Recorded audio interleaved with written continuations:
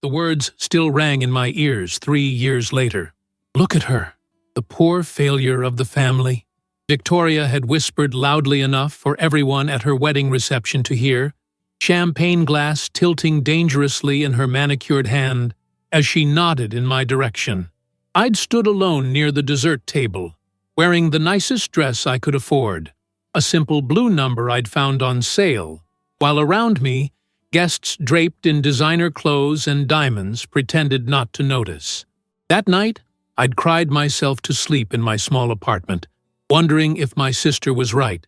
Was I really just a failure who couldn't measure up? My name is Rebecca Morgan, and at 38 years old, I was the black sheep in a family that valued status above all else. While my older sister Victoria had married James Phillips, heir to the Phillips real estate empire, I had chosen to become a psychologist working at a community mental health clinic in a struggling neighborhood. Such a waste of potential, my mother Margaret would sigh whenever we gathered for family occasions. All that education just to work with those people. She never specified which "those people" she meant, but the implication was clear. I had chosen the wrong path. The morning after Victoria's cruel comment at her wedding, I woke up with swollen eyes and a strange sense of calm. I looked around my modest one-bedroom apartment, books lining the walls, my ancient laptop humming on the small desk in the corner, a half-finished cup of tea on the nightstand. It wasn't much by my family's standards, but it was mine. And more importantly, every day I went to work knowing I was helping people who truly needed it. That morning, something shifted inside me. Victoria's words had cut deep, but they had also planted a seed of determination. "You know what, Rebecca?" I said to myself in the mirror, adjusting my glasses. "Maybe it's time to channel all that psychological knowledge into something bigger." The idea had been percolating in my mind for months. An accessible mental health application that could provide basic therapeutic tools to people who couldn't afford regular therapy. People like many of my clients, who sometimes had to choose between a therapy session and groceries for the week. As a clinical psychologist with 15 years of experience, I had seen firsthand how simple cognitive techniques could make profound differences in people's lives. What if I could scale that impact? That evening, instead of wallowing in hurt feelings, I opened my laptop and began to sketch out the framework for what would become Mind Ease. I had no experience in app development, but I had something more valuable: intimate knowledge of what people struggling with anxiety, depression, and trauma actually needed. The psychological science behind it was sound. I just needed to find a way to translate it into accessible digital tools. For the next year, I lived a double life. By day, I continued seeing clients at the clinic, listening to their stories, and helping them navigate their pain. By night, I taught myself basic coding, researched artificial intelligence applications in therapy, and slowly built a prototype of my app. I used every penny of my savings to hire a part-time programmer named Kevin, who believed in the vision enough to work for far less than his usual rate. Together, we created something neither of us had seen before: an AI-powered mental health companion that could provide personalized cognitive behavioral therapy exercises, mood tracking, and crisis resources, all packaged in an interface simple enough for anyone to use. "You look exhausted, Rebecca," my father Thomas commented during one of our monthly family dinners. He was the gentler of my parents, though his passivity had always allowed my mother and sister's behavior to go unchecked. "Are you working too hard at that clinic of yours?" Before I could answer, Victoria chimed in, twirling her fork through her pasta. "Of course she's exhausted. Dealing with crazy people all day would drain anyone. I don't know why you insist on that job, Becca. James could easily find you something at one of his companies, something more suitable." "I'm actually working on a side project," I said quietly, surprising myself by sharing even that much. "Oh?" My mother perked up, likely hoping I'd finally come to my senses and chosen a more prestigious career path. "It's just an app for mental health support." I immediately regretted mentioning it, seeing the dismissive look that passed between Victoria and my mother. An app? Victoria laughed. Everyone and their dog is making an app these days. Good luck competing with actual tech companies, Becca. Tate, I changed the subject quickly, asking about my 3-year-old niece, Olivia, Victoria, and James's daughter. As Victoria launched into a detailed account of Olivia's preschool achievements, I felt a strange sense of relief. My family's disinterest meant I could work in peace, without their scrutiny or judgment. And somehow, that felt like freedom. 6 months later, the Mindease prototype was complete enough to begin beta testing. I recruited volunteers from among my former clients who had completed therapy, as well as colleagues who worked with underserved populations. The feedback was cautiously positive. The interface needed work, and some of the AI responses needed refinement. But the core functionality was sound. People were finding real value in having therapeutic tools available 24/7 in their pockets. You know what this needs? Kevin said one night as we reviewed user feedback in my tiny living room. It needs a breakthrough feature, something no other mental health app has. That night, I couldn't sleep. Kevin was right. Mindease was good, but not exceptional. Not yet. I stared at the ceiling, thinking about all the clients I'd worked with over the years, trying to identify the gap between traditional therapy and self-help tools that we could bridge. Around 3 in the morning, it hit me. Personalization. Most apps offered the same exercises to everyone, but real therapy was tailored to the individual's specific needs, history, and learning style. For the next 3 months, I poured every waking hour outside the clinic into developing an advanced assessment algorithm that could create truly personalized therapeutic pathways. It was ambitious, possibly too ambitious for our limited resources, but I couldn't let go of the vision. I cashed out my modest retirement fund to hire a data scientist named Maya, who specialized in psychological assessments to help refine the algorithm. "This is actually revolutionary," Maya said, after her first week working on the project. Her eyebrows raised as she reviewed the framework I'd created. Combining cognitive behavioral therapy with adaptive learning and predictive analysis like this? I haven't seen anything like it in the market. Her validation fueled me through countless late nights and early mornings. Mindease was evolving into something I could be proud of, something that could potentially help thousands, maybe even millions of people. The irony wasn't lost on me that my family's disdain for my career had pushed me to create something that might ultimately prove them wrong about my wasted potential. On a crisp autumn morning, I received an email that changed everything. Michael Chen, founder of Horizon Health Technologies, wanted to meet about Mindease. I had submitted the app to a health tech innovation competition on a whim, never expecting it to catch the attention of one of the biggest digital health investors in the country.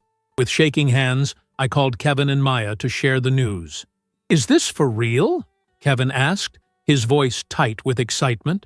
"Horizon Health? The Horizon Health? Apparently," I replied, still staring at the email. "He wants to meet next week in San Francisco."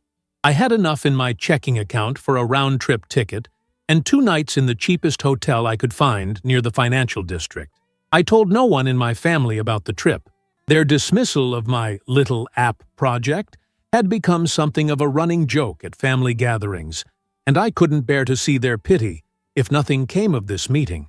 Michael Chen was not what I expected. In his early 40s, he wore jeans and a simple button-down shirt, and greeted me with a warm smile that immediately put me at ease.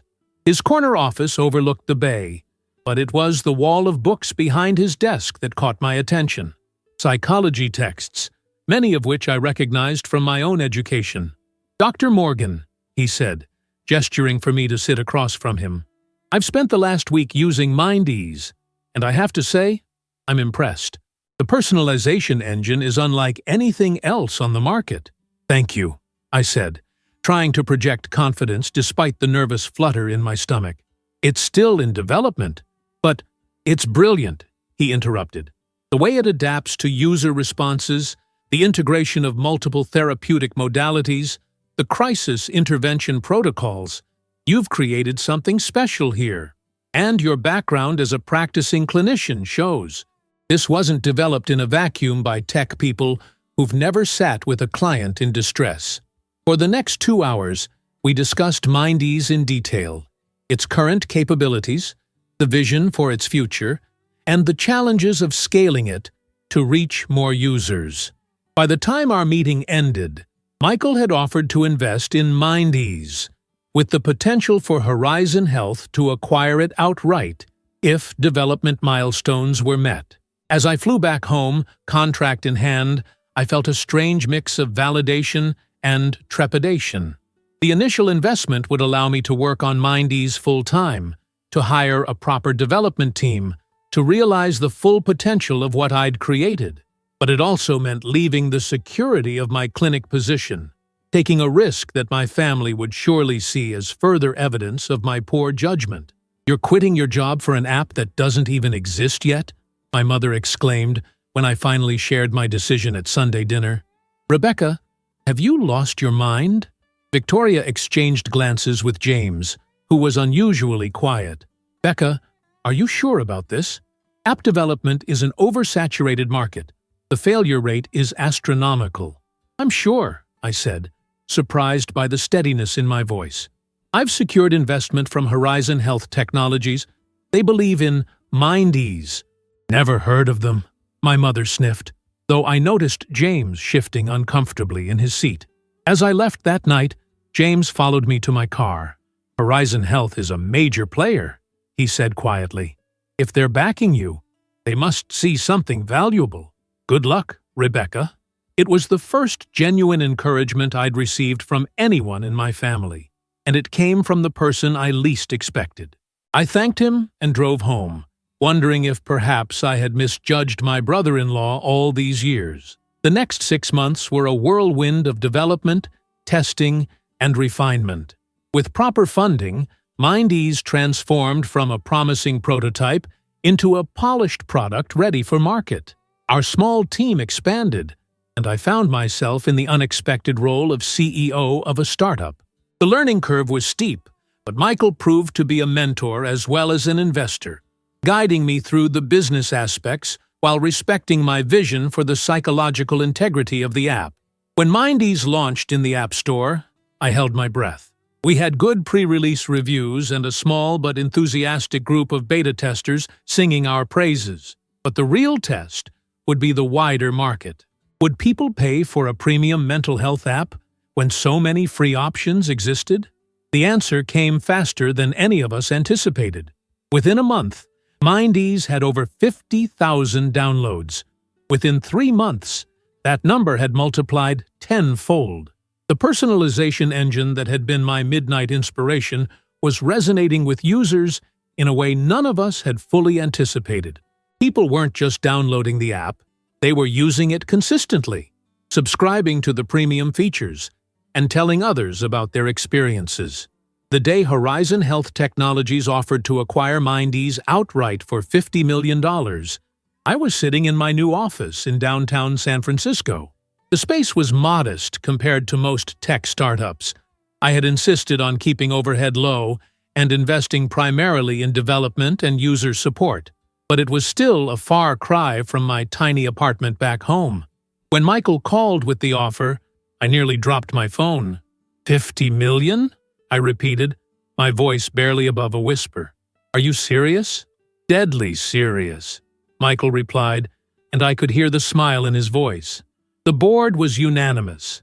"Your user retention rates are unprecedented in the mental health app space, and the clinical outcomes data is compelling.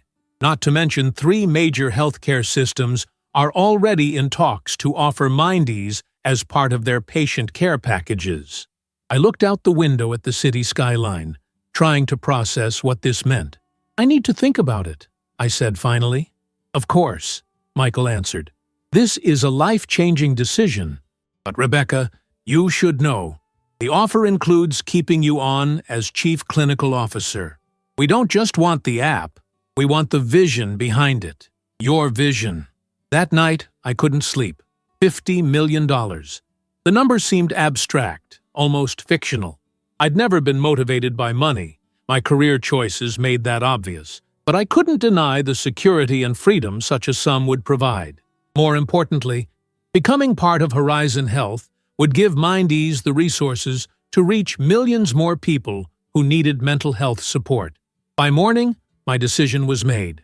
2 weeks later, I signed the acquisition agreement, and the following day, $50 million was transferred into my bank account.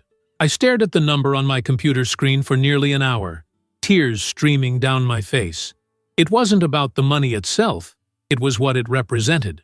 After 15 years as a psychologist, after being dismissed as the family failure for choosing a helping profession over prestige and wealth, I had created something valuable enough that one of the biggest health tech companies in the world wanted it. I called no one from my family to share the news. Instead, I took myself out to dinner at a small Italian restaurant near my apartment, ordered a glass of champagne, and quietly celebrated alone. The next day, I returned to work as the newly appointed Chief Clinical Officer of MindEase, now a division of Horizon Health Technologies.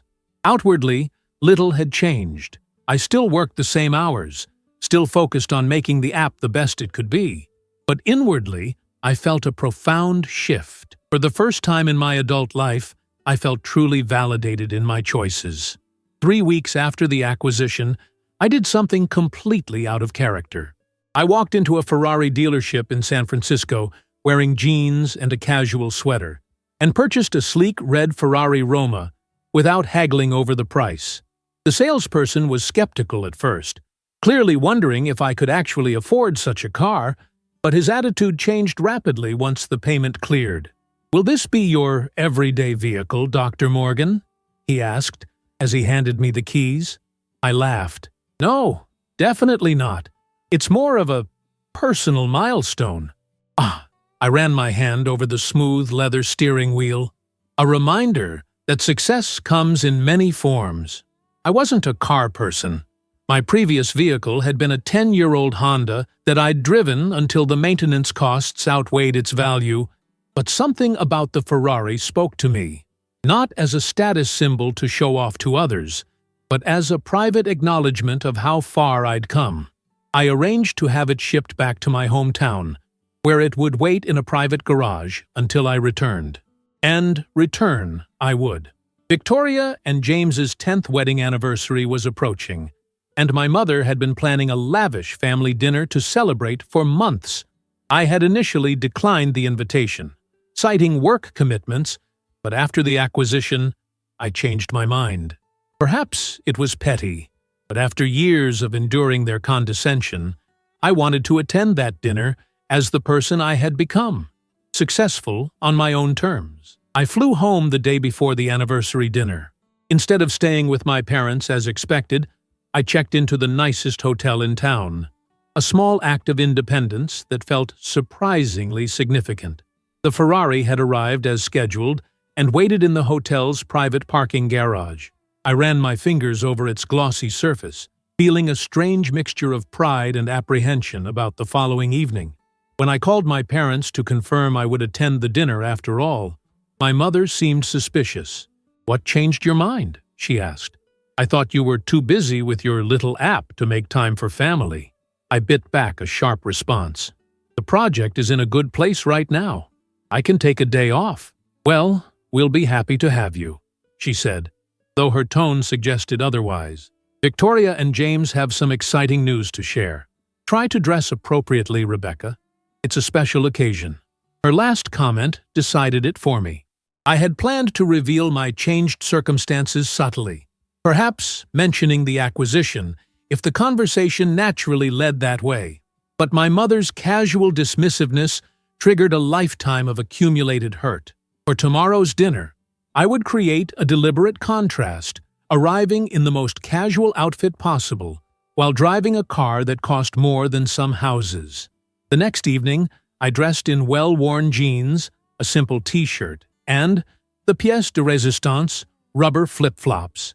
I pulled my hair into a messy ponytail and wore minimal makeup. Looking in the mirror, I recognized the childishness of what I was doing, but couldn't bring myself to change. After years of being judged for not meeting their standards, I wanted to set my own. I drove the Ferrari slowly through my parents' upscale neighborhood, feeling strangely nervous.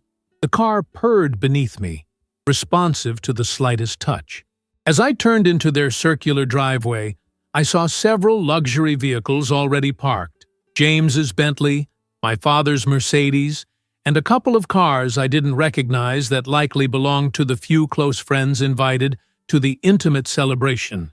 Taking a deep breath, I parked the Ferrari directly in front of the house, impossible to miss, and stepped out in my deliberately casual attire. I grabbed the gift I'd brought, a beautifully wrapped vintage bottle of champagne that had cost more than my monthly rent in my old apartment, and walked to the front door. My mother answered, her smile freezing as she took in my appearance.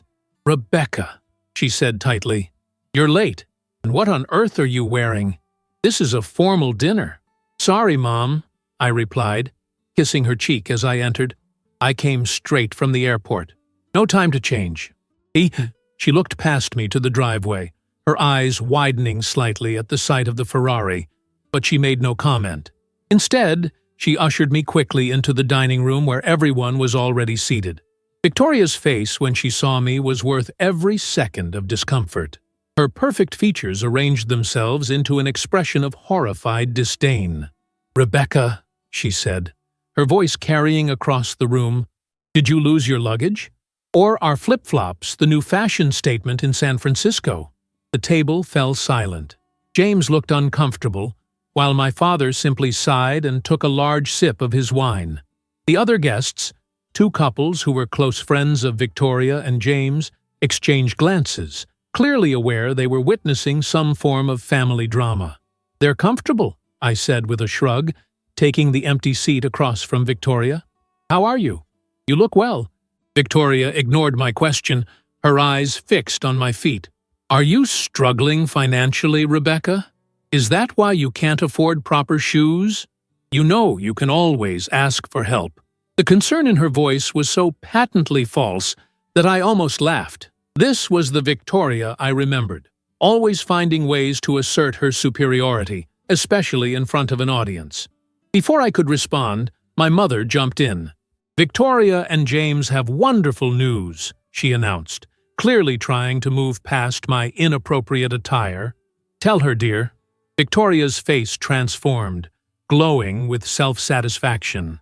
"James has been named CEO of Phillips Enterprises," she said proudly. "The board made it official last week. We're moving into the Westwood estate next month. You know, the one with the private tennis courts and the lake view." "That's wonderful news," I said sincerely, turning to James. "Congratulations." James nodded, but seemed oddly subdued for someone who had just received such a significant promotion. "Thank you, Rebecca." "And that's not all," Victoria continued, unable to contain herself. "We're also expecting a little brother or sister for Olivia." The table erupted in congratulations and well wishes. I joined in, genuinely happy for them despite everything. I had always liked my niece Olivia, though I rarely got to see her due to the tension between Victoria and me. Another child in the family was good news. As the excitement settled, my mother directed the conversation back to me with clear reluctance. "Rebecca has been working on some sort of app in California," she told the guests dismissively. "Something to do with her psychology background." "Mind ease," I supplied. "It's a mental health application." "How useful," said one of Victoria's friends, her tone making it clear she found it anything but. "Is there much money in apps these days?" asked another guest, a man about James's age who wore a watch that probably cost as much as my old car. Victoria seized the opening. "That's what I've been wondering. Honestly, Rebecca, I'm worried about you. Living so far away, working all hours on this app project, and now showing up like—" she gestured at my outfit. "This. Are you having money troubles? Because those flip-flops look like they came from a dollar store." The table went quiet again, everyone looking between Victoria and me. I took a sip of water, considering my response. Part of me wanted to blurt out the truth about the acquisition, to see the shock on their faces. But another part The psychologist in me, perhaps, recognized that this moment was about more than money or success. It was about breaking a lifelong pattern. Actually, I said calmly, high heels would make it difficult to drive my new car. What new car? My mother asked, frowning. The Ferrari in your driveway, I replied. James choked on his wine. That's your Ferrari? The Roma? I nodded, watching as Victoria's expression shifted from smugness to confusion. Don't be ridiculous, she said with a forced laugh. You can't afford a Ferrari on a psychologist's salary, especially not one who works at a community clinic. I don't work at the clinic anymore, I explained. I've been running MindEase full-time for the past year. My father spoke up for the first time. The app is doing well then? Very well, I said simply. Horizon Health Technologies acquired it last month. James put down his wine glass slowly. Horizon Health? Michael Chen's company? Yes, I confirmed. Michael was our first investor, actually. Wait, Victoria interrupted, her voice sharp. Are you saying your little app actually made money? How much? I met her gaze steadily. The acquisition was for $50 million. The silence that followed was absolute. My mother's mouth opened and closed without sound. Victoria stared at me as if I'd suddenly started speaking in tongues. The other guests shifted uncomfortably in their seats. $50 million? My father finally repeated, his voice uncharacteristically loud. My God, Rebecca. Victoria recovered quickly, her shock transforming into something harder to read. Well, she said with a tight smile, it seems we're both celebrating good news tonight. Indeed, I agreed, raising my glass. To new beginnings. The dinner proceeded in a strange atmosphere after that revelation. My mother kept looking at me as if seeing me for the first time, while Victoria alternated between forced cheerfulness and barely concealed agitation. James seemed thoughtful, occasionally asking intelligent questions about MindEase and the mental health technology landscape. It was the longest conversation we'd ever had. As dessert was served, an elaborate cake commemorating Victoria and James's decade of marriage, I found myself feeling oddly hollow. The validation I had expected to feel from revealing my success wasn't materializing. Instead, I was struck by the realization that nothing fundamental had changed. My family's values remained the same. Only their perception of me had shifted. And that shift was based solely on the amount in my bank account, not on who I was or what I had created. So, my mother said as coffee was poured, will you be looking for a house in our neighborhood now that you can afford it? There's a lovely property just 3 doors down that's coming on the market soon. Before I could answer, Victoria jumped in. And you must let me introduce you to my stylist, Rebecca. Now that you're a successful businesswoman, you'll need a wardrobe to match. No more of this. She gestured at my casual clothes. I looked between them, suddenly tired. Actually, I'll be staying in San Francisco. My role at Horizon Health keeps me there. But surely you could work remotely, my mother pressed. Family should be together, especially now that you've finally found success. The implication was clear. Now that I was wealthy, I was worthy of being included. The Ferrari had changed their perception of me more thoroughly than 15 years of dedicated work as a psychologist ever had. As I drove back to my hotel that night, the Ferrari's headlights cutting through the darkness, I felt a strange mix of emotions. The vindication I had sought had arrived, but it tasted different than I'd imagined. Perhaps the real victory wasn't in proving my worth to my family, but in the realization that I no longer needed their validation to feel accomplished. The next morning, I woke to a series of text messages from Victoria, suggesting lunch before I returned to California. I agreed, curious about what she wanted to discuss without our parents present. We arranged to meet at an upscale restaurant downtown. Her choice. I arrived in the Ferrari, but this time dressed in a simple but elegant dress. Victoria was already seated, looking immaculate as always in designer clothes, her hair and makeup perfect. But something about her seemed different, a tension around her eyes that I hadn't noticed at dinner. I wanted to apologize, she said, once we'd ordered, surprising me. for what I said at my wedding, about you being the family failure. It was cruel, and I knew it would hurt you." I studied her face, trying to determine her sincerity. "Why did you say it?" Victoria looked down at her water glass. "Because I was jealous," she admitted quietly. "You've always been so certain about who you are, what you want. Even when everyone told you that becoming a psychologist was a mistake, you did it anyway. I've never had that kind of courage." Of all the responses I had anticipated, this wasn't one of them. "Jealous? Of me? Victoria, you've had everything." "I've had what our parents wanted me to have," she corrected. "The right husband, the right house, the right life. But none of it was my choice." Not really. For the first time in our adult lives, I felt like I was seeing the real Victoria. Not the perfect, polished persona she presented to the world, but the woman beneath. It was a startling reminder that as a psychologist, I should have known better than to accept surface appearances. Even with my own sister. "What would you have chosen?" I asked, genuinely curious. In all our years growing up together, Victoria had never expressed any ambition beyond marrying well and maintaining the social status our parents valued so highly. She twirled her wedding ring thoughtfully. "I wanted to study art history," she said finally. "I had this dream of working in a museum, maybe even curating my own exhibitions someday. But Dad said it was a worthless degree. And Mom," she sighed. "Well, you know Mom. She had my life planned out since we were children." I nodded, remembering how differently our parents had treated us. Victoria, the beautiful firstborn, groomed for social success. Me, the bookish younger daughter, given more freedom precisely because they had lower expectations. "You could still study art history," I suggested. "It's not too late." Victoria gave a small, sad laugh.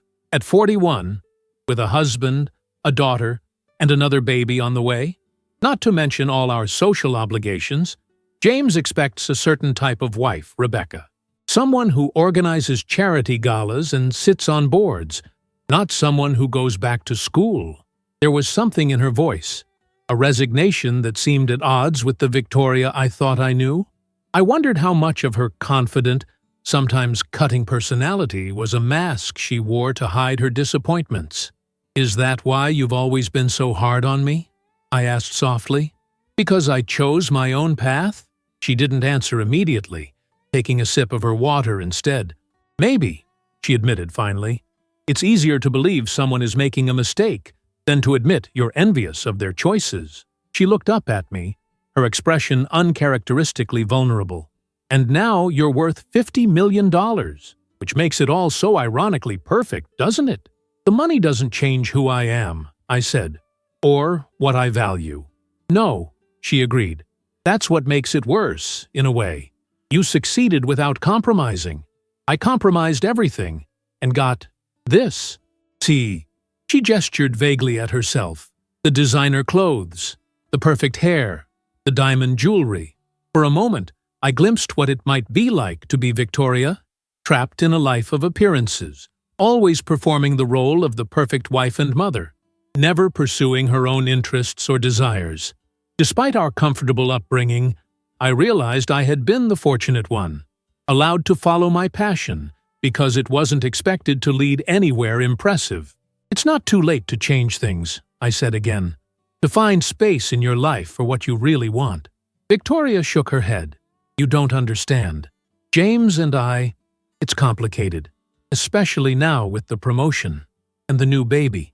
She straightened her shoulders, and I watched as the familiar mask slipped back into place. "Anyway, I didn't ask you to lunch to complain about my perfect life. I wanted to know more about your app. $50 million, Becca. I still can't believe it." I recognized the deflection, but decided not to push. This glimpse of Victoria's true feelings was more than she had shared with me in years. Instead, I told her about Mindease, how it had started as a simple idea to help people who couldn't access traditional therapy, how it had evolved with user feedback, and how the personalization engine had been the breakthrough that caught Horizon Health's attention. "You built something that helps people," Victoria said when I finished. There was genuine admiration in her voice. "Something that matters. No wonder they paid so much for it." "The money was never the goal," I admitted. "I just wanted to make good psychological care more accessible." "And now you're Chief Clinical Officer at Horizon Health," she said. "That's impressive, Becca. Really." "Thank you," I said, surprised by how much her approval meant to me, even now. "What about you? You mentioned a new house? And congratulations again on the baby." Victoria's expression brightened as she described the Westwood estate, its spacious rooms, manicured gardens, and the private lake where James planned to teach Olivia to sail. As she spoke, I noticed that she mentioned the property's prestige more than any personal connection to it. It was the most expensive house in the most exclusive neighborhood, perfect for entertaining James's business associates. "And the baby is due in November," she added. "James is hoping for a boy this time, to carry on the Phillips name." "And what are you hoping for?" I asked. She blinked, as if the question had never occurred to her. I hadn't really thought about it. "A healthy baby, I suppose."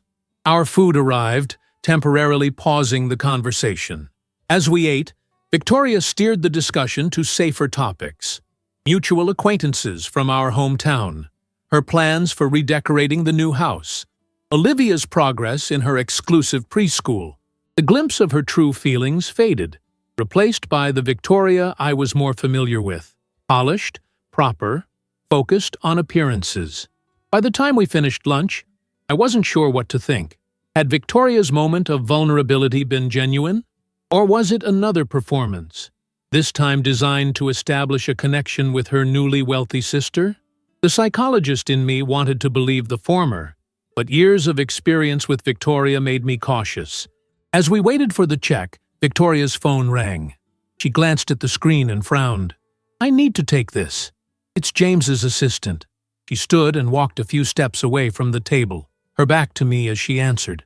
I couldn't hear her words, but I could see the tension radiating through her body as she listened. Her free hand gripped the back of an empty chair so tightly that her knuckles turned white. When she turned back to me, her face was drained of color. "I have to go," she said, her voice strangely flat. "There's a situation at James's office." "Victoria? What's wrong?" I stood, concerned by her sudden pallor. "Nothing. Everything's fine." She gathered her purse with trembling hands. "I just need to meet James right away." "Let me drive you," I offered. "You don't look well." "No!" The word came out sharper than I think she intended. She took a breath, visibly composing herself. "No, thank you. I have my car. I'll call you later, okay?" Before I could respond, she was walking rapidly toward the exit, leaving me standing alone at our table. I settled the bill quickly and followed, but by the time I reached the parking lot, Victoria's car was already pulling away. I drove back to my hotel troubled by the abrupt end to our lunch and Victoria's obvious distress. Something was seriously wrong. I had never seen my composed, controlled sister so shaken. I tried calling her, but the call went straight to voicemail. I left a message asking her to let me know she was okay, then tried James's number with the same result. That evening, I found out what had happened. Not from Victoria or anyone in my family, but from the local news. James Phillips had been arrested on charges of securities fraud, embezzlement, and tax evasion. Federal agents had raided the Phillips Enterprises offices that afternoon, seizing computers and documents. The report included footage of James being escorted from the building in handcuffs, his face ashen. I sat on the edge of my hotel bed, staring at the television in shock. The news anchor was describing the allegations that James had been running a sophisticated scheme to defraud investors and hide millions in offshore accounts for years. The Phillips family fortune, it seemed, was built on a foundation of lies. My first thought was for Victoria. Whatever our complicated history, she was my sister, and she was undoubtedly in crisis. I tried calling her again, then my parents, but no one answered. Finally, I got in the Ferrari and drove to my parents' house, hoping to find them there. The street outside their home was lined with news vans, reporters standing in the gathering dusk with microphones and cameras at the ready. I parked a block away and approached on foot, but there was no way to reach the front door without being seen. A reporter recognized me as I drew closer. "Are you a family member?" she asked, thrusting a microphone toward me.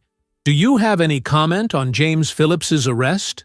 "No comment," I said firmly, pushing past her. Other reporters swarmed around me, shouting questions about James, about Victoria, about what the family knew of his alleged crimes. I kept my head down and finally reached the front door, ringing the bell repeatedly until my father answered. He looked older than he had at dinner the previous night, his face drawn with worry. "Rebecca," he said, ushering me inside quickly and shutting the door against the clamor of questions. "Thank God. We've been trying to reach you." "My phone's been on all day," I said, confused. "I've been calling all of you." "Your mother blocked your number," he admitted wearily. "After lunch with Victoria, she said you were being insensitive about the new baby, making everything about your app success. You know how she gets." I stared at him incredulously. "That's not what happened at all. Where's Victoria? Is she okay?" My father led me into the living room, where my mother sat rigid on the sofa, a half-empty glass of something amber in her hand. Victoria was curled in an armchair by the window, staring out at nothing in particular. She didn't turn when I entered. "What's happening?" I asked, looking between them. "I saw the news. Is it true? About James?" "Of course it's not true," my mother snapped. "It's a witch hunt. James is a brilliant businessman. They're jealous of his success, that's all." I glanced at my father, who avoided my eyes, then at Victoria, who remained motionless by the window. "What did his lawyers say?" I asked quietly. "They're working on bail," my father replied, "but the charges are extensive." "He's innocent," my mother insisted. "This will all be cleared up. The Phillips name means something in this town." I moved to the armchair where Victoria sat and knelt beside it.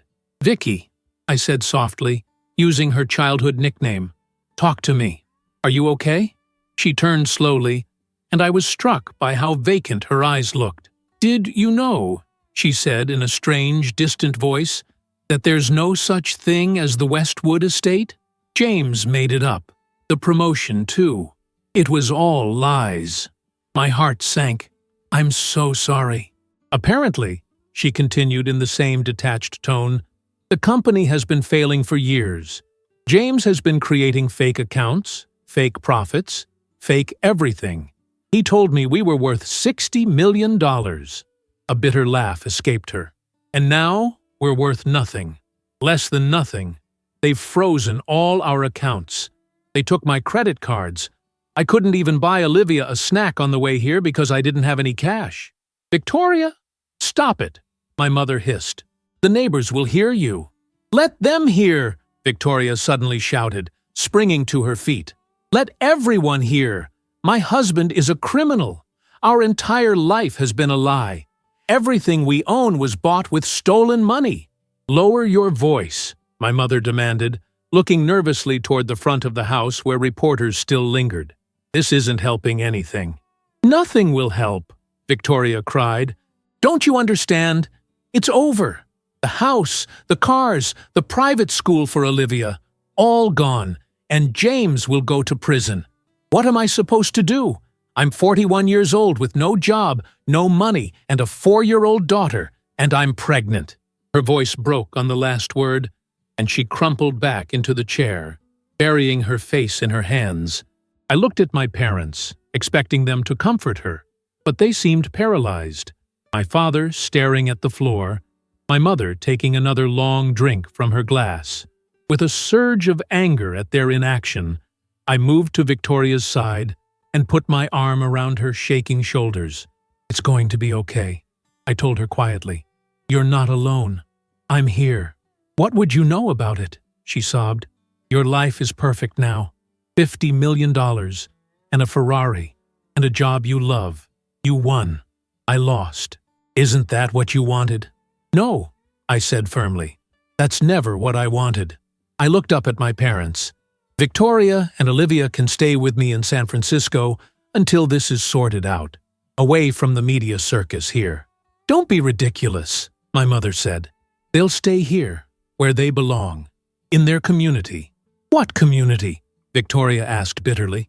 The same people who have been calling all day to cancel dinner plans and withdraw party invitations? The friends who won't even answer my texts now? That community? My mother had no answer for that. My father finally looked up, meeting my eyes with a silent plea. For all his passivity, I knew he loved both his daughters. He just didn't know how to help. You'll come to San Francisco, I repeated, more gently this time. Both of you. I have plenty of room. Olivia can go to school there. You can have space to figure out what you want to do next, away from all of this.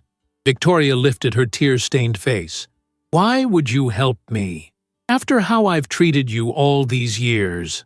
The question hung in the air between us, carrying the weight of a lifetime of complicated feelings.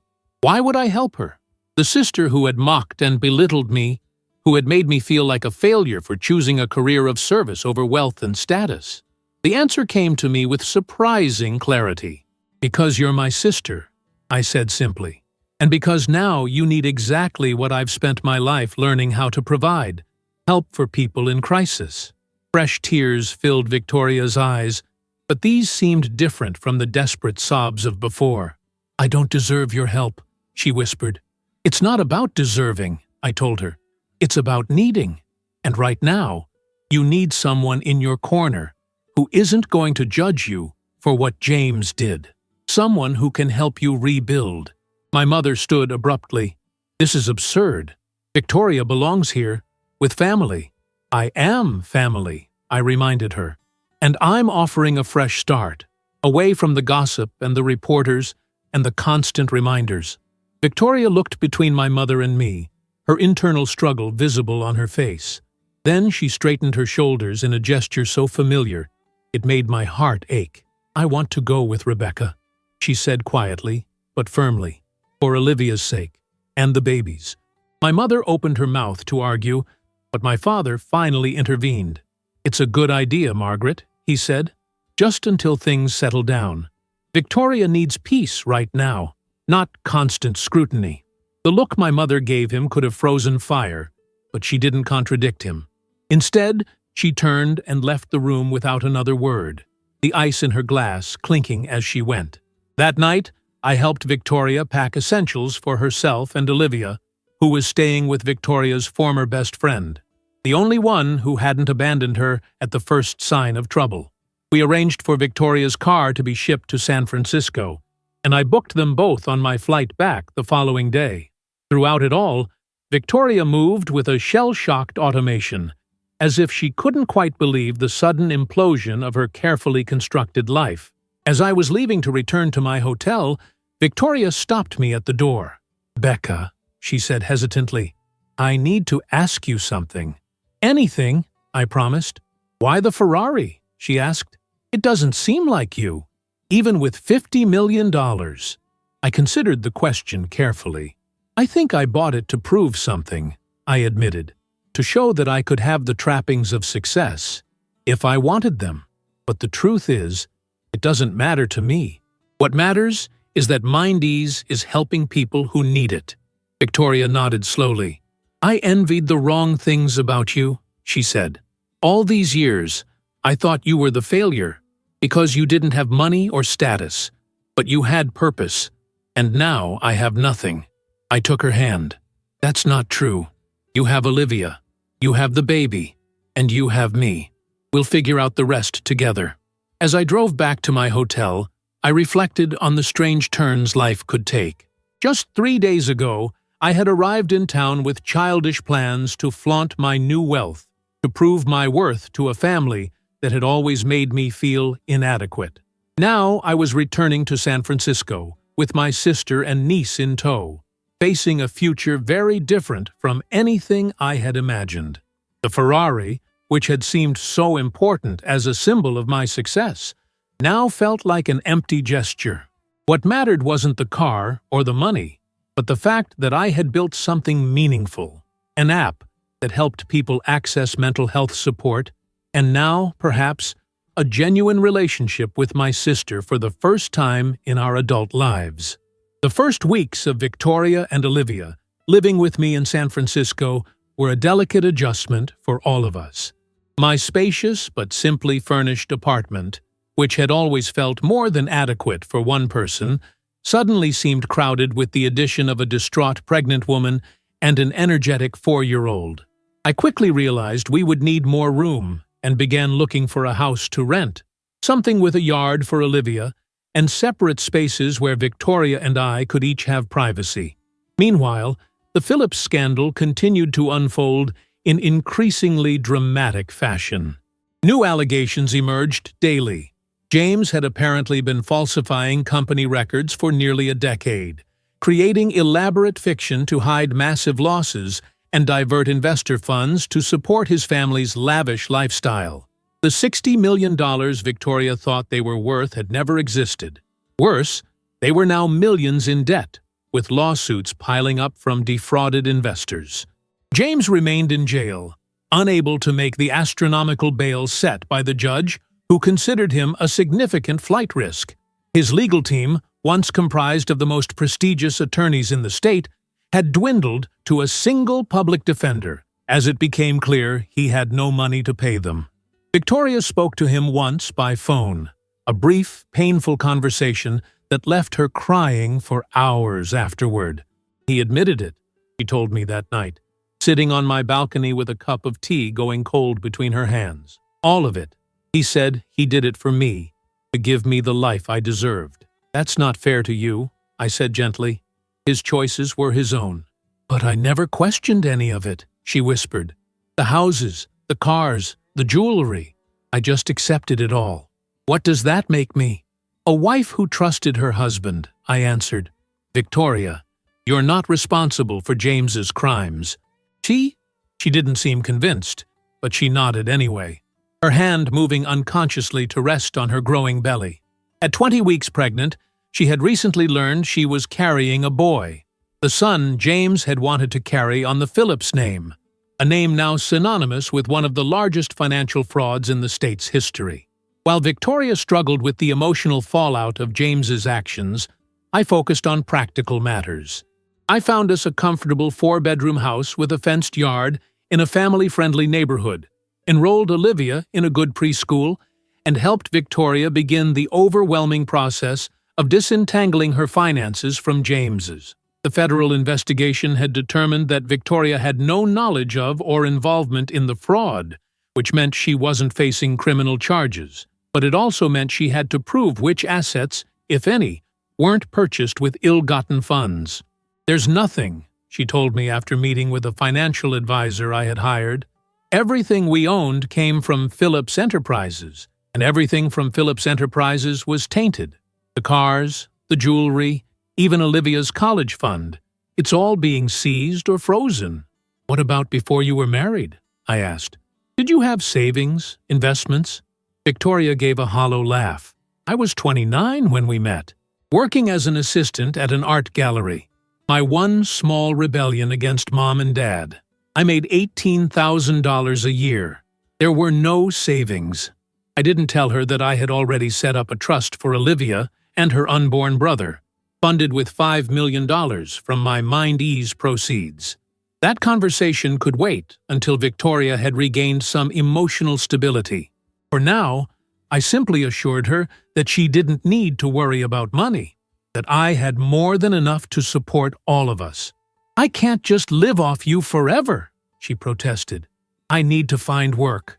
But who's going to hire me?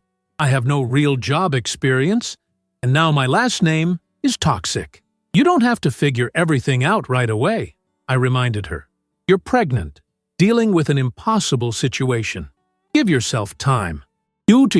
But Victoria had spent her entire adult life defining herself through her marriage and social status.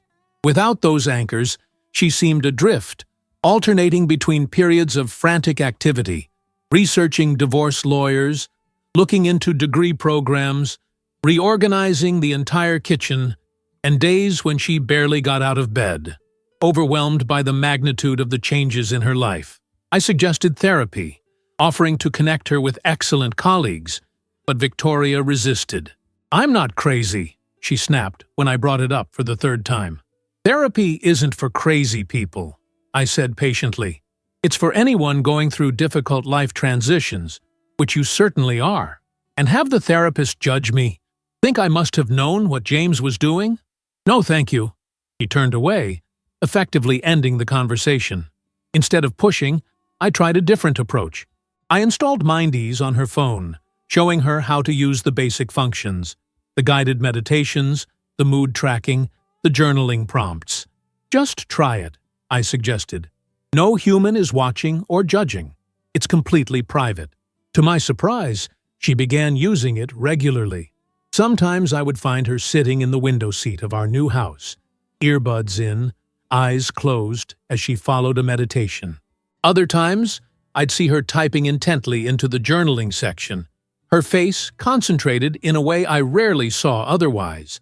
She never discussed what she was writing, and I never asked, respecting the privacy that was so essential to the app's effectiveness. 4 months after Victoria and Olivia moved in with me, James accepted a plea deal, 15 years in federal prison, in exchange for cooperation with ongoing investigations into others involved in the fraud. The news hit Victoria hard. Though their marriage had effectively ended the day of his arrest, the finality of the sentence made it real in a new way. 15 years, she said numbly when she hung up from the call with James's lawyer. Olivia will be 19 when he gets out. The baby won't even know him. I sat beside her on the sofa, unsure what to say.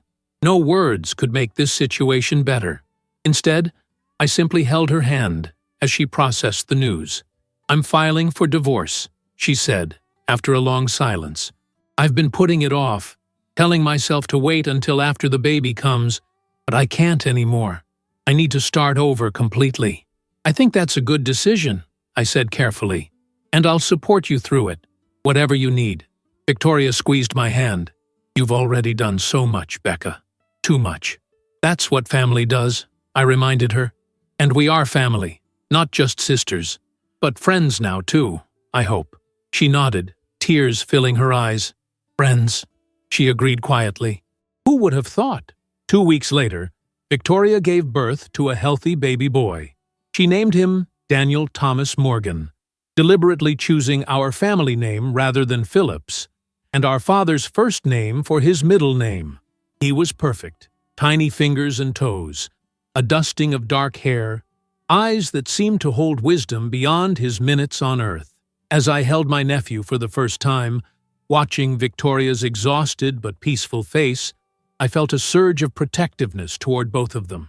Daniel would grow up without the burden of his father's crimes or the shallow values that had shaped Victoria's and my childhood.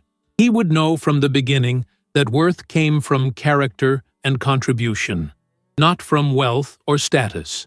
Victoria recovered quickly from the birth, and with Daniel's arrival, she seemed to find a new purpose. She was a natural mother, patient and loving with both Olivia and the baby. The brittle, status-conscious woman I had grown up with was fading, replaced by someone more authentic and grounded. 6 weeks after Daniel's birth, Victoria surprised me by leaving a brochure on the kitchen counter one morning. It was for the local community college, open to the page about their art history program. "I'm thinking of enrolling for the spring semester," she said casually as she prepared Olivia's lunch. "Just 1 or 2 classes to start, while Daniel is still so young. What do you think?" I picked up the brochure, noting the courses she had circled. "Introduction to Art History and Renaissance Painting." "I think it's a wonderful idea," I said sincerely. "We can work out a schedule with Olivia's preschool and Daniel's feeding times, maybe get a part-time nanny to help when you have classes." "Are you sure?" she asked, her old insecurity briefly visible. "It seems selfish to focus on school when you're already doing so much for us." "It's not selfish to pursue education," I told her firmly. "Besides, I think it will be good for Olivia and Daniel to see their mother following her passion. That's a powerful example to set." Victoria smiled, a genuine smile that reached her eyes, something I was seeing more frequently these days. "Thank you," she said simply. That evening, after the children were asleep, Victoria joined me on the back patio, where I was enjoying a rare glass of wine and the mild San Francisco night. She had her tablet with her and seemed uncharacteristically nervous. "I want to show you something," she said, sitting beside me. "I've been working on it for a few weeks now, using some of the journaling prompts from MindEase." She handed me the tablet, open to a document titled "Finding Myself After Falling." I looked at her questioningly. "It's a memoir," she explained, "about everything that happened with James, but also about growing up with our parents' values, and how I lost myself trying to be what everyone expected, and now finding my way back." I scrolled through the document, reading passages here and there. Victoria's writing was surprisingly good, clear and insightful, with moments of raw honesty that must have been difficult to articulate.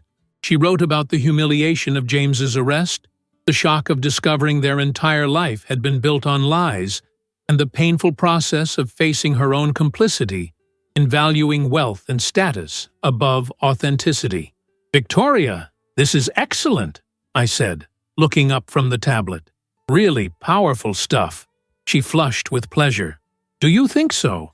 I've never written anything before, but the journaling function in your app, it helped me organize my thoughts. And once I started, I couldn't stop." "Are you thinking of publishing it?" I asked. She shook her head quickly. "Oh no, it's just for me. Maybe for Olivia and Daniel someday, when they're old enough to understand. I want them to know the whole story, the mistakes I made, the lessons I learned." I handed the tablet back to her. "I think that's a beautiful gift to give them. But you know, your story might help others too. People who've had to reinvent themselves after crisis, or who are struggling with the values they were raised with." Victoria considered this, her head tilted thoughtfully. "Maybe someday," she conceded, "when I've figured more of it out myself." As she spoke, I was struck by how much she had changed in just 7 months. The sister who had once mocked my career choice was now finding value in introspection and personal growth. The woman who had defined herself by her husband's wealth was discovering her own voice. It was a transformation I would never have predicted, born from circumstances neither of us would have chosen. "I had a call from Mom yesterday," Victoria said, changing the subject. "She and Dad want to visit, to meet Daniel." Our parents had kept their distance since the scandal broke, embarrassed by the publicity and unsure how to relate to Victoria without her wealth and status. Their rare phone calls had been awkward, filled with superficial conversation that carefully avoided any mention of James or the dramatic changes in Victoria's life. "How do you feel about that?" I asked carefully. Victoria sighed. "Conflicted. Part of me wants them to see Daniel, to be grandparents to him and Olivia. But another part," she trailed off, then squared her shoulders. "Another part is afraid I'll fall back into old patterns around them, seeking their approval, measuring myself by their standards." I nodded, understanding completely. "That's a valid concern.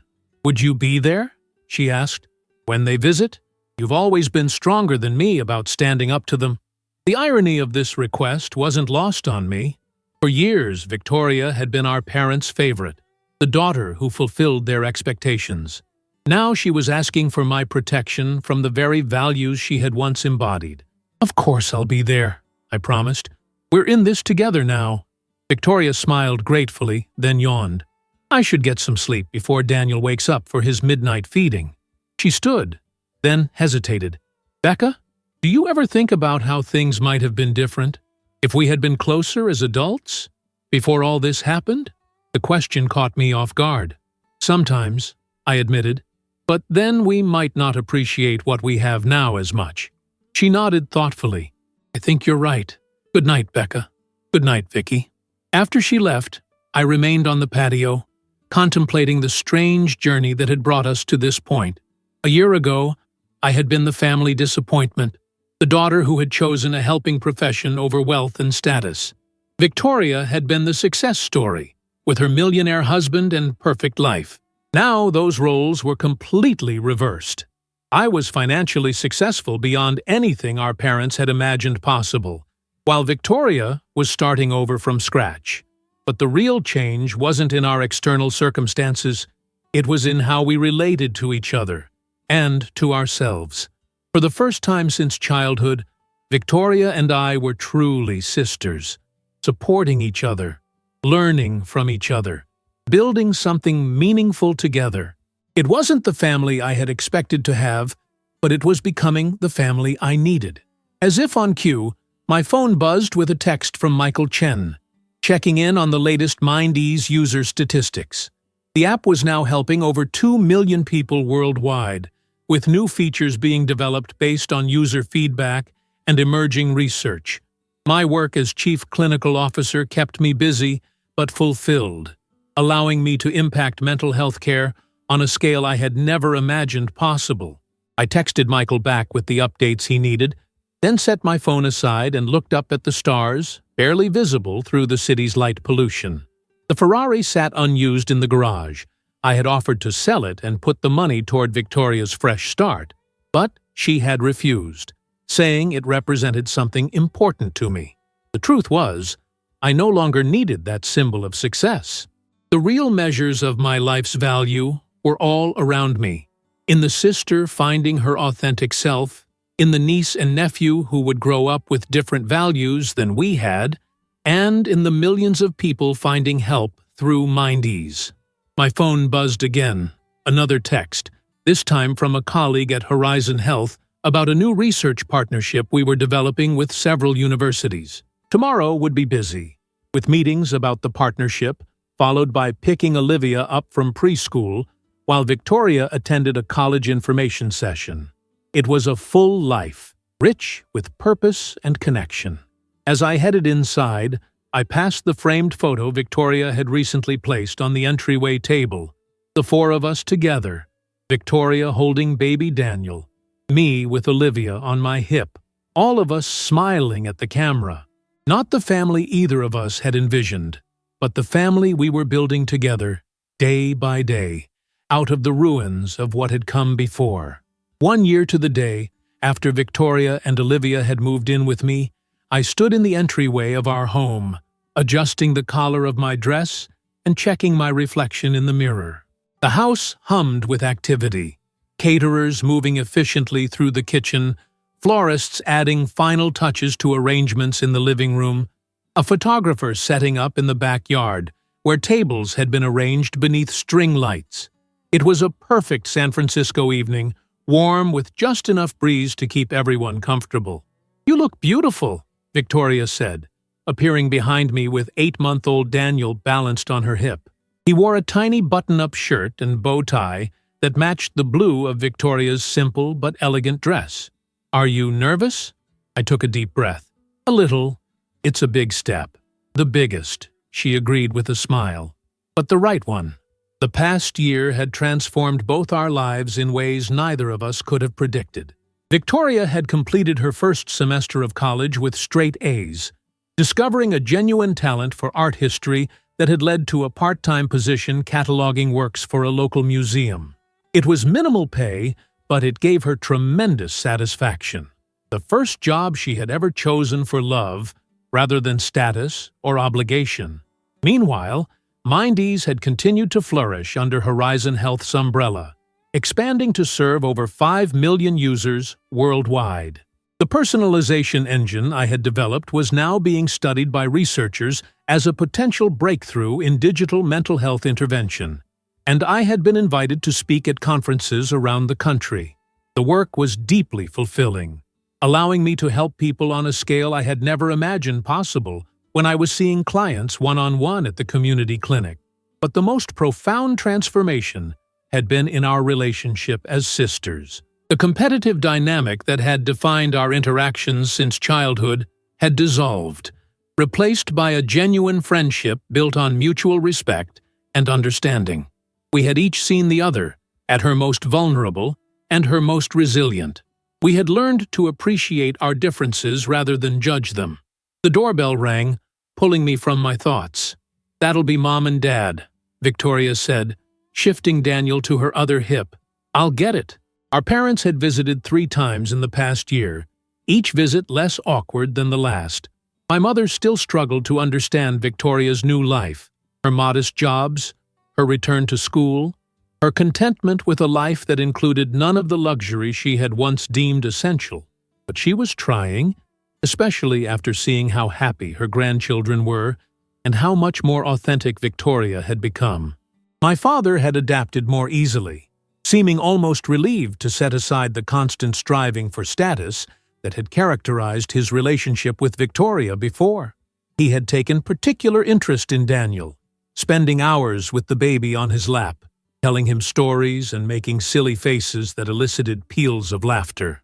"Grandma and Grandpa are here," Olivia announced, racing down the hallway in her flower girl dress, her dark curls bouncing. At 5 years old, she had adjusted to our new life with remarkable resilience, thriving in her kindergarten class and blossoming under the shared attention of Victoria and me. The doorbell rang again, and this time I answered it, welcoming Michael Chen and his wife Sophia. More guests began arriving, colleagues from Horizon Health, friends Victoria had made in her art history program, neighbors who had become an essential part of our support system. Amidst the growing crowd, I caught sight of Victoria, speaking intently with our mother near the fireplace. They had been working on rebuilding their relationship, with Victoria setting firm boundaries about criticism and unsolicited advice. It hadn't been easy for either of them, but they were making progress. Tonight, they seemed relaxed together, Victoria showing our mother something on her phone, probably recent photos of the children. "Everyone's here," Michael said, approaching me with a glass of champagne. "Are you ready to get started?"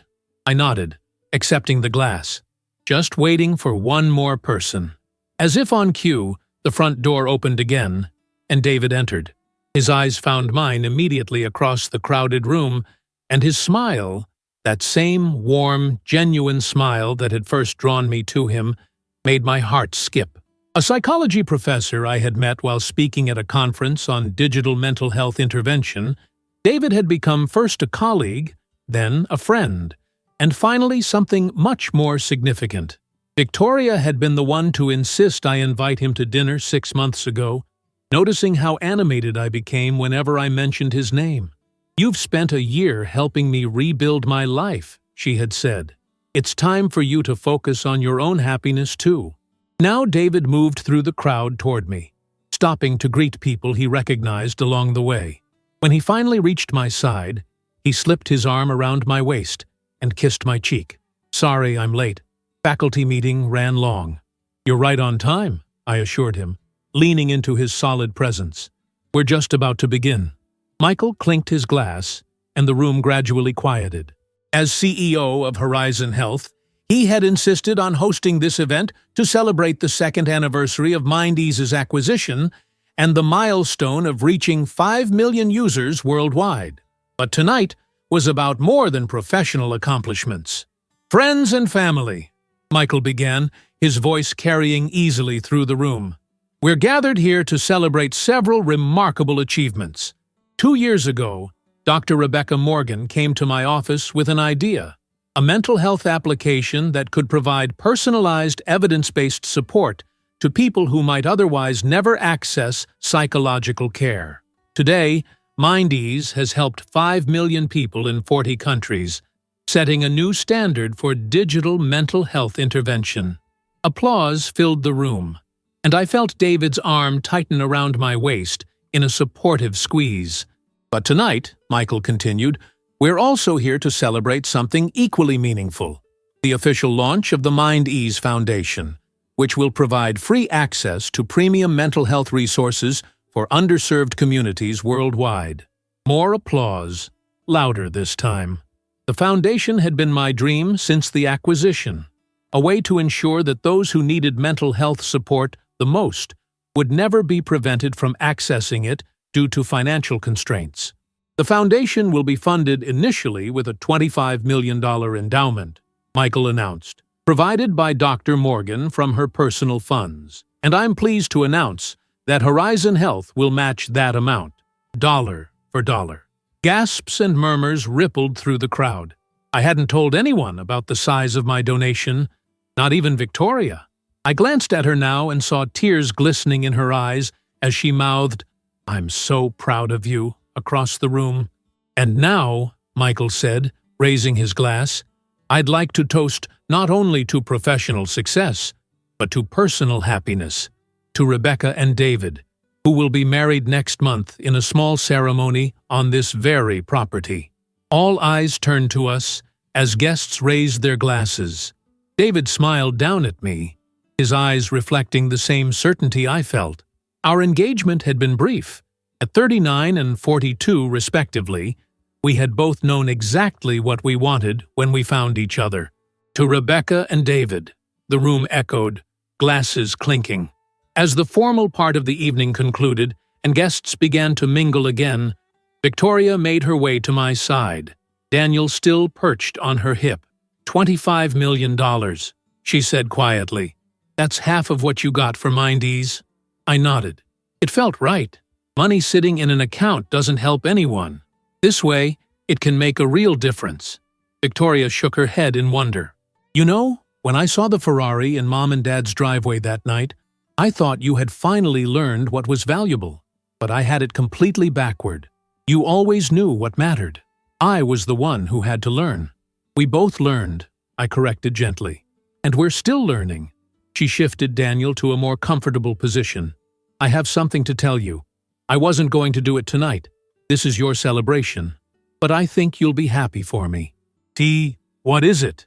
"I've been offered a full scholarship for the art history program," she said, her eyes shining. "The professor recommended me after I helped with the Impressionist exhibition. It covers tuition and provides a stipend for childcare." "Victoria, that's wonderful!" I hugged her carefully, mindful of Daniel between us. "You've worked so hard for this. I couldn't have done it without you," she said earnestly. "Not just the financial support, but the belief that I could be more than James Phillips's wife or Margaret Morgan's daughter. You saw me, the real me, when I couldn't see myself. That's what sisters do," I reminded her, echoing the words I had said the night James was arrested. "We see each other." As the evening progressed, I found myself drawn into conversations with various guests, discussing the foundation's goals with colleagues, sharing wedding plans with friends, catching up with neighbors about community events. Throughout it all, I was aware of a deep sense of contentment that went beyond the celebration or even my engagement to David. Near midnight, as the last guests were departing, I slipped away to the backyard, needing a moment of quiet to absorb everything. The string lights twinkled overhead, casting a gentle glow over the tables where we had shared dinner. In just a few weeks, this same space would be transformed for our wedding, a small, intimate gathering of those closest to us. "There you are," David said, finding me near the rose arbor. "Everything okay?" I nodded, leaning into his embrace, just taking it all in. 2 years ago, my life was so different. I was working at the clinic, living in that tiny apartment, trying to build Mindies in my spare time. Victoria and I barely spoke, except to snipe at each other during family events. "And now look at you," he said, gesturing toward the house where Victoria could be seen through the window, helping our parents gather their things as they prepared to return to their hotel. Successful entrepreneur, soon-to-be foundation director, beloved sister, adored aunt, and almost wife, I added, turning to face him. "That, too," he agreed with a smile, tucking a strand of hair behind my ear. "Though almost feels like a technicality at this point. You've had my heart since that first conference panel where you challenged everything I thought I knew about digital mental health intervention." I laughed, remembering our spirited debate that had continued over coffee and then dinner. "You held your own pretty well for someone whose theory I was dismantling." "I was too distracted by how brilliant you were to mount a proper defense," he admitted. "Still am, if we're being honest." The sound of laughter drifted from the house. Victoria and my father, their heads bent together over something on his phone. Olivia had fallen asleep on the sofa, her flower girl dress slightly rumpled, while Daniel dozed in the portable crib we had set up in the corner of the living room. Rebecca, David said, drawing my attention back to him. "I have something for you. I was going to wait until the wedding, but tonight seems right." He reached into his pocket and pulled out a small velvet box. "You already gave me a ring," I reminded him, lifting my left hand where his grandmother's emerald sparkled. "This isn't that kind of gift," he said, opening the box to reveal a delicate key on a silver chain. "It's symbolic, really. I sold my house last week. The condo, too." I looked at him in surprise. Though we had agreed he would move in after the wedding, we hadn't discussed selling his properties. "You did? Why?" "Because I wanted to do this fresh," he explained. "Not me moving into your house or you moving into mine. Us building a home together. So I sold both places and—" He hesitated, suddenly looking nervous. "I made an offer on that property we saw in Marin, the one with the view of the bay and enough bedrooms for when Victoria and the kids visit." My breath caught. We had visited the property on a whim during a Sunday drive, both falling in love with its peaceful setting and warmth. But it had seemed like a someday dream, not an immediate possibility. "David, that's a huge decision to make without me," I said, not sure whether to be thrilled or concerned. "I know," he acknowledged, "and if you hate the idea, we can find somewhere else. But I wanted to show you that I'm all in, not just on us as a couple, but on the family you've built. Victoria, Olivia, Daniel, they're part of the package, and I love that about you. How much you value family, how you've created it in unexpected ways." Tears pricked my eyes as he continued. "The key doesn't open anything yet. We don't close for another month, assuming they accept the offer. But it represents a promise that wherever we live, it will be our home. All of us." I took the box from him, touched beyond words by the thoughtfulness behind the gesture. This was what I had never expected to find. A partner who understood that my commitment to Victoria and her children wasn't a burden to be tolerated, but an essential part of who I was. "I love you," I said simply, putting the chain around my neck. "And I love the house in Marin. It's perfect." He pulled me close, and we stood together under the string lights, planning our future in quiet voices. A future that would include not just the two of us, but Victoria finding her path, Olivia growing into her confident personality, and Daniel developing his own. A future built on authenticity rather than appearances, on purpose rather than status. From inside the house, Victoria called my name. "Rebecca, Mom and Dad are leaving." "Coming," I called back, taking David's hand as we walked toward the house. My family was waiting. Not the family I had been born into, with its emphasis on status and appearances, but the family we had become through crisis and growth and genuine care for each other. As we reached the back door, I paused for one last look at the yard where I would soon become David's wife. The Ferrari still sat in the garage, largely unused except for occasional weekend drives along the coast. I had considered selling it many times, but Victoria had convinced me to keep it. "It's more than just a car now," she had said. "It's part of our story." The moment everything changed, she was right, in a way I hadn't fully appreciated until tonight. That night at our parents' house, when I had childishly arrived in flip-flops and revealed the Ferrari in the driveway, had been the beginning of a transformation neither Victoria nor I could have foreseen. Her fall from wealth and status had ultimately freed her to discover her authentic self. My rise to financial success had given me the means to support her journey while expanding my own impact through mind ease. But the true wealth in my life had nothing to do with the Ferrari or the millions in my bank account. It lay in the relationships that had flourished from the ruins of old patterns. My deepened connection with Victoria, my bond with Olivia and Daniel, my partnership with David, and even the slowly healing relationships with my parents. "Everything okay?" David asked, noticing my hesitation. I smiled, squeezing his hand. "Everything is perfect." And it was. Not perfect in the flawless, Instagram-worthy way Victoria had once pursued, but perfect in its messy authenticity. perfect in the way that real life can be, when you're surrounded by people who see and value you for who you truly are. 3 years ago, at Victoria's millionaire wedding, I had been called a poor failure for choosing purpose over wealth, service over status. Tonight, I stood at the threshold of a different kind of success, one measured not in dollars or possessions, but in lives touched and connections forged. As I stepped into the house to join my family, I knew with absolute certainty that I had never been a failure at all.